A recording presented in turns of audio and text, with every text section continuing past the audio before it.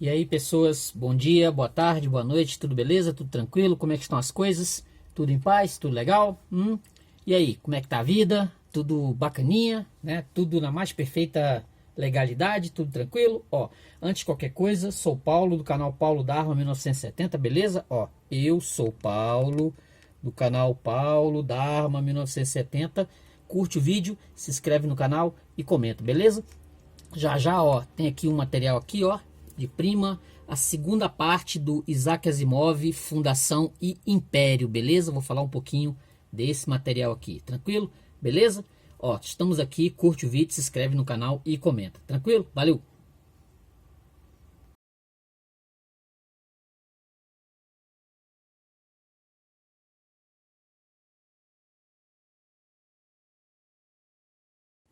É isso aí, pessoas. Tudo beleza? Tudo tranquilo, né?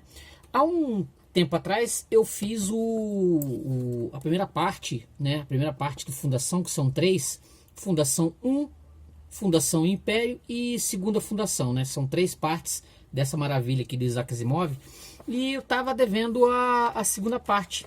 Eu, algum tempo atrás, poxa, são muitas leituras, então eu falei assim, não, uma hora eu ia ter que enfrentar esse universo, né, do Fundação e Império, dessa edição aqui da Emus. Essa edição aqui é antiga, né? Tem outras edições aí mais recentes. Então, mas como eu peguei esse livro aqui, Fundação, Fundação Império e Segunda Fundação, que é a terceira parte que ainda pretendo fazer futuramente. Essa tradução do Eduardo Nunes Fonseca, Emus. Essa edição aqui é de deixa eu ver, 1975. Um vocabulário ainda bem, né, bem português. Eu acredito que as edições mais novas, se vocês forem procurar aí nas livrarias, que vai ter, tem aí para à vontade, tem edições mais novas agora de 2000 e pouco. Eu tinha lido, como eu falei no primeiro vídeo, eu tinha lido esse Fundação e não tinha entendido muita coisa. Eu li assim, meio atabalhoado e o negócio foi meio bagunçado. Isso foi lá pelos anos 90. Peguei para ler, assim, e o livro, assim, não foi algo assim que eu perdesse noites de sono, não. Mas, como eu tinha lido como eu peguei, falei assim, não, vamos pegar o Asimov com responsabilidade, né? Vamos pegar o Asimov com responsabilidade, vamos ler certinho, vamos pegar o negócio e vamos ler certinho. E aí aproveita e faz um vídeo sobre. E depois eu comecei a pegar os livros, né, do Fundação, que foram posteriores, depois desses três aqui, desse material que ele fez entre os anos 40 e os anos 50, como eu expliquei no primeiro vídeo, como ele publicava isso nas revistas da época, nas revistas de ficção científica. Então eu falei assim, vamos dar uma lida com mais cuidado, porque esse material exige isso, principalmente com essas traduções mais antigas, né? Essas traduções mais antigas que te exige que você tenha uma leitura mais atenta, porque o português, eu não sei se o tradutor ele inventava, não sei o que aconteceu. A primeira lida aqui do Fundação foi meio assim, fui ler, o negócio não tava batendo bem a história, né? Mas aí eu fui ler essa segunda parte aqui, Fundação Império, né? O General, que é o começo, e comecei a sentir que o negócio realmente fluiu bem melhor. E é o mesmo livro. Não sei o que foi. Eu não sei se o primeiro é mais, né, mais ligeiro, as partes são mais, né, de um pula de um outro, pula para outro. Como eu expliquei no primeiro vídeo, vai de um outro, vai para outro. E você acaba se perdendo um pouco na história. Mas aqui, então, duas partes bem distintas, que quando você começa aqui o Fundação Império, cerca de 200 anos depois da primeira parte do Fundação, passaram-se 200 anos, há uma nova crise Seldon, né? A nova crise Seldon que está para acontecer, só que quem está vivenciando a história não sabe disso, né? Não tem, sabe-se que são um período de 1000 anos que o Seldon ele disse que ia rolar, né? As crises elas iam rolar nesse período de 1000 anos, mas que você está vivenciando isso, você não sabe. Vai acontecer, não sabe. Nessa primeira parte aqui, tem 200 anos já se passaram e há uma guerra do Império com a Fundação, entendeu? Há uma guerra para acontecer. Tem um indivíduo que é o Belrioso, que é o general, que ele tá querendo tomar a fundação, ele quer que isso aconteça. E tem um mercador que tá sabendo disso e ele é preso, esse mercador. Tem uma passagem aqui, ó, que eu vou até colocar aqui. São várias, eu destaquei várias passagens. Essa aqui no comecinho do, ó só, ó, trata-se de um erro fundamental. Vocês estão vivendo num passado que desapareceu de todo. Durante 80 anos, a nossa organização tem vivido à espera do momento histórico indicado. Deixemos-nos cegar pela psicohistória de Seldon, uma das primeiras proposições da qual era que as ações individuais de nada valem, que não fazem história, e que os complexos fatores sociais e econômicos passam por cima deles, transformando esses atores individuais em fantoches. É porque acontece o seguinte: o Asimov ele tem dois processos aqui bem interessantes nessas duas partes. Ele acredita que os fatores históricos eles são responsáveis antes do individual, né? Os fatores históricos eles influenciam os grupos de indivíduos, que é a ideia do Seldon, do Seldon, que você como indivíduo você não faz nada. Você não, mesmo que você vá, isso é uma teoria da primeira parte do livro aqui, mesmo que você tente influenciar e fazer alguma coisa, cometer um assassinato, matar algum líder para que haja mudança na história, isso não vai fundamentalmente não vai rolar nada. Você, mesmo que você se proponha a fazer algo grande, histórico, a história ela tem por conta dos milhões de pessoas, a psicohistória, né? Ela não vai ter, ela vai estar seguindo uma linha, mesmo que você tente influenciar esse acontecimento. Já na segunda parte do livro aparece um mulo, que é um indivíduo, que é um mutante, e esse indivíduo ele vem como assim, se fosse o Hitler, como se fosse Gengis Khan, o Napoleão, aquelas figuras grandiosas que vêm e fazem a história. Há uma contradição entre as duas partes. Há uma contradição entre as duas partes. Que o indivíduo não afeta a história. A segunda parte já contradiz a primeira. Assim, o próprio Asimov ele entra em conflito com essas duas partes. Porque na segunda é um casal, praticamente a história toda ela é feita em cima de um casal, que eles estão tentando descobrir onde é que está a segunda fundação. Tem um psicólogo e tem um indivíduo que é chamado de o palhaço nessa segunda parte. Na segunda parte tem esse tal de palhaço. Esse palhaço ele tá ali ligado às duas figurinhas. Essas duas figurinhas. O que acontece? Há um mistério rolando, porque esse psicólogo ele está atrás de tentar descobrir onde ele assim, a partir do Seldon, ele quer descobrir onde está essa segunda fundação, entendeu? Ele está tentando descobrir essa segunda fundação. Na concepção dele, o Seldon deixou isso em algum lugar, deixou isso escrito em algum lugar. Então eles voltam para o planeta que foi completamente destruído. Eles voltam lá para o planeta que quando teve a primeira guerra, quando teve a guerra da parte 1, esse planeta, o Trantor, ele foi assim, ele era um planeta que durante 2000 anos ele foi a história. Aí, por conta dessa crise Seldon, ele foi completamente destruído, entendeu? Foi completamente destruído. Mas lá tem uma biblioteca.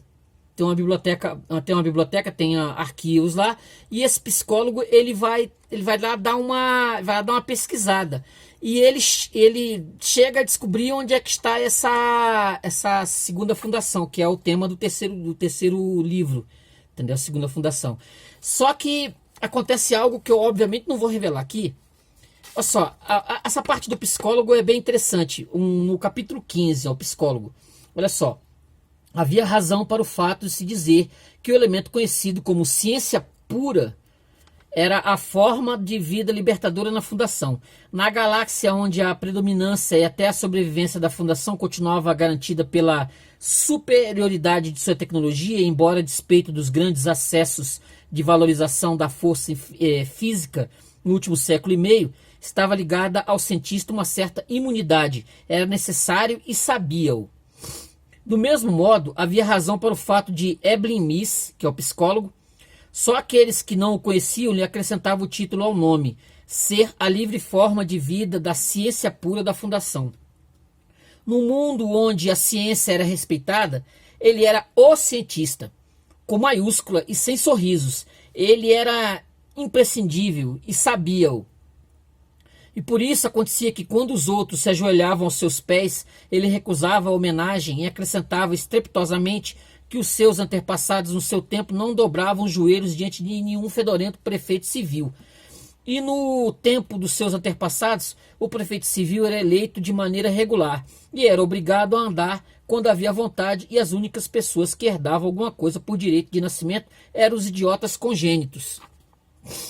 E por isso sucedeu também que quando Eblin Miss decidiu permitir que Indibur o honrasse com uma audiência, não se dobrou às habituais regras rígidas de entregar o requerimento e aguardar a resposta favorável, mas desajeitando os seus 2 casacos formais, aquele que gozava de reputação menos má e colocada de farra na cabeça do excêntrico chapéu de forma indescritível e acesso ao passar, um charuto proibido pela etiqueta, passou indiferentemente por 2 guardas que bronqueavam sem qualquer efeito e penetrou no palácio penetrou no palácio do prefeito. O que acontece aqui? Ele tem esse psicólogo, ele, como eu falei, ele é o sujeito que ele vai adentrar os mundos de Trentor, né, destruído, e vai ter acesso a essa biblioteca e vai descobrir os segredos escrutal do mulo, que é um indivíduo que ele, como eu falei, como Napoleão, ele vem conquistando. Quando o Harry Seldon aparece, novamente, quando ele aparece, ele faz aquela aparição dele sentado na cadeira e vai falar sobre sobre a nova crise, o Harry Seldon não fala nada, ele não diz nada que... Por quê? Porque o próprio mulo, esse ser estranho, esse indivíduo, ele vem para destruir a própria ideia do Seldon, que é exatamente isso aqui, ó. Quer ver, ó? Essa passagem aqui, ó. Deixa eu ver aqui. Olha só. As leis da história são tão absolutas como as leis da física, e se as probabilidades de erro são grandes, é apenas porque a história não lida com tantos problemas humanos como a física faz átomos, sendo que se torna necessário considerar ainda variações individuais. Seldon predisse uma série de crises durante os 1000 anos de crescimento, cada uma das quais forçaria a uma nova mudança da nossa história para um caminho pré-calculado. São essas crises que nos dirigem, portanto devemos agora estar enfrentando uma crise. O que acontece? Como eu disse, vai estar acontecendo uma crise, o Seldon reaparece, né? Aquela imagem dele sentado na cadeira, só que ele não fala sobre esse mulo, e as pessoas ficam perdidinhas. Porque cada vez que ele aparece para falar, ele dá uma luz a essas pessoas. Mas de propósito, é o que eu percebi, não dá essa luz. O universo está sendo conquistado vigorosamente por esse mulo, por esse ser, e ele não fala rigorosamente nada sobre isso. O que foi que aconteceu? Entendeu? Aqui, ó, ele vai continuando aqui, ó. Inevitavelmente perguntou: o que quer dizer? Esta mesma pergunta com essa mesma expressão foi lançada para a atmosfera em ocasiões semelhantes por uma incrível variedade de homens, desde que a humanidade foi criada. Não há memória de a pergunta ter sido feita com outro objetivo que não apenas o de ressalvar a dignidade pessoal. Mas a resposta foi literal dessa vez, pois o corpo de Miss entrou de mergulho pela porta adentro com um grito e um abanão de punho cerrado para alguém que estava, contudo, agarrado aos restos de sua capa. Olha, Indibur, esses seus incríveis favoritos devem ser acusados de terem rasgado uma boa capa. Essa capa já passou por um amontoado de coisas. Ele vai falar aqui, ó. Formalidades. Você já ouviu alguma vez falar em organização completa? Ele está debatendo aqui com o prefeito. Entendeu? Porque o prefeito ele é chegado numa formalidade, ele é uma formalidade burocrática. Só que o indivíduo aqui, o psicólogo, ele não é chegado a isso. Ele não tem essas questões de protocolos burocráticos. Aqui, ó. Aí ele vai falar sobre relatórios e ele vai dizer aqui, cale-se, o Miss falou, né? E ouça, aqui nessa coisa, a palma de sua mão estendeu-se pesadamente em cima dos elementos encadernados a metal. Há uma embrulhada feita com os meus relatórios. Jogue-os fora. Ele passava vários relatórios, só que os relatórios dele eram loroteiros, assim. Ele só queria que as coisas chegassem nas mãos do prefeito. Ó, isso é uma maneira acurada de conseguir que nada daquilo que se lhe remeta permaneça secreto. Eles vão falar aqui. Mas que tem você a dizer a esse respeito, desde que lhe conte o que se passa com o cofre do tempo. Esse cofre do tempo é aquilo que Hari Seldon utilizava a princípio para nos ajudar a evitar os pontos incompletos. Em todas as crises, Seldon preparou um simulacro pessoal para ajudar a explicar. 4 crises no total, 4 aparições. A sua primeira aparição registrou-se na altura da primeira crise. A segunda deu-se um momento depois do bom êxito da evolução da segunda crise. Isso tudo no Fundação, no primeiro livro, Fundação. Os nossos antepassados estiveram presentes para ouvi-lo ambas as vezes. Na terceira e na quarta crise, ele foi ignorado, provavelmente porque não era necessário, mas recentes investigações que não foram incluídas nesses relatórios que têm em seu poder indicam que ele apareceu, fosse como fosse, e nos prazos indicados. Ele vai dizer aqui para o prefeito que em 4 meses o Hari Seldon vai aparecer novamente. Aí vai ser exatamente aquilo que eu disse. Ele vai aparecer, mas não vai dizer nada com nada. E vai deixar o povo doidinho. Essa é a linha que o Asimov vai colocar. São os dois embates das duas partes. Entendeu? Uma parte que diz que o ser humano ele não influencia em nada na história, que é a visão do Hari Seldon. E a segunda parte, que é a parte do mulo, que diz que influencia sim. Que o ser humano ele influencia sim. Que ele tem poder para mudar a história. Entendeu? São essas duas nuances que são interessantes pra caramba. São duas visões opostas que o próprio escritor coloca no material, no próprio texto dele. Entendeu? Como eu citei aqui, no próprio livro tá a visão do Hari Seldon. O que é a história? O que somos nós, né? O que nós representamos nessa zorra, nesse universo, nesse mundo? Entendeu? Nós fazemos realmente diferença? A gente faz diferença mesmo no contexto? Se eu sair daqui e cometer um crime, matar um político, etc, isso vai mudar a história? Ou a história ela segue por nuances das quais, mesmo eu botando o dedo na ferida, isso não faz a menor diferença? Aqui, ó, a passagem que o Hari Seldon aparece, ó, era meio-dia e o cubículo de vidro já não estava vazio. Era duvidoso que alguém tivesse testemunhado a aparição.